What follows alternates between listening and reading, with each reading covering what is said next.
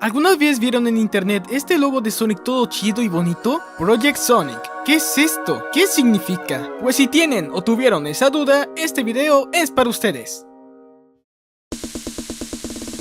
Project Sonic, no confundir con Sonic Project, nombre provisional de Sonic X, fue una etiqueta dada a un conjunto de juegos de la franquicia Sonic the Hedgehog por parte de Sega Japón a finales de los 90. La idea detrás de Sega con este proyecto fue popularizar y dar a conocer a Sonic al público japonés. Si bien, por aquel entonces Sonic era uno de los personajes más populares dentro de la cultura estadounidense, con juegos y consolas vendidas a montones, en Japón su país de origen ni siquiera era la sombra de lo que era en Occidente. Además, la campaña también se planificó para aumentar las ventas de la Sega Saturn en el territorio occidental y mantener la gran popularidad que estaba teniendo la consola de Sega en el país del sol naciente, aprovechando dicho factor para que los japoneses puedan conocer a la mascota de la marca. Como tal, Project Sonic se mostró al público en el Tokyo Game Show de primavera de 1997, en el cual lo mostraron junto con el nuevo título del erizo en ese entonces, Sonic Jam, una colección de juegos de Sonic de la Sega Genesis que incluye una pequeña zona abierta en el cual podremos ir a visitar salones que contienen artes conceptuales, videos y curiosidades sobre la historia de Sonic y sus personajes. Una gran forma para entrar a la franquicia, y más para los nuevos fans que Sega estaba apuntando. Esta parte del proyecto conocida como fase 1. Tras forjar las bases, ahora tocó la fase 2. Para esta ocasión, Sega sacó al mercado el querido juego de carreras Sonic R.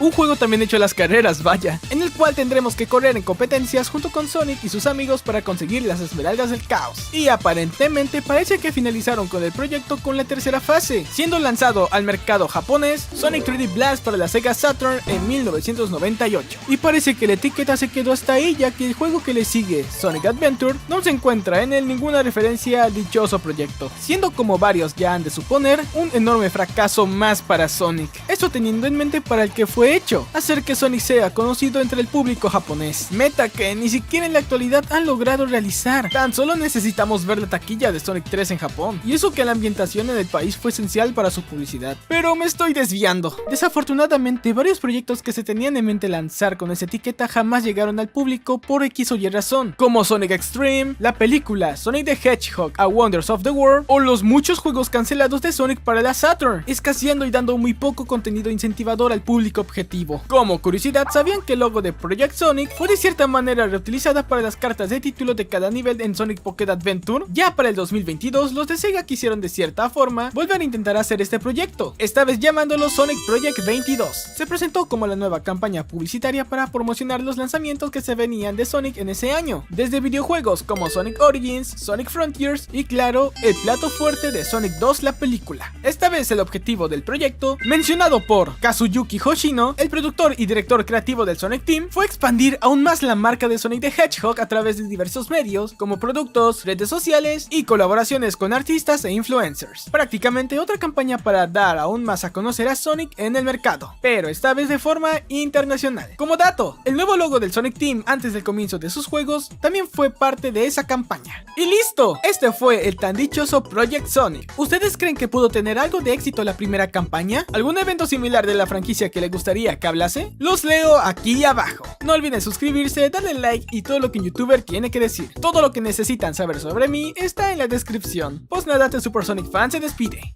Adiós.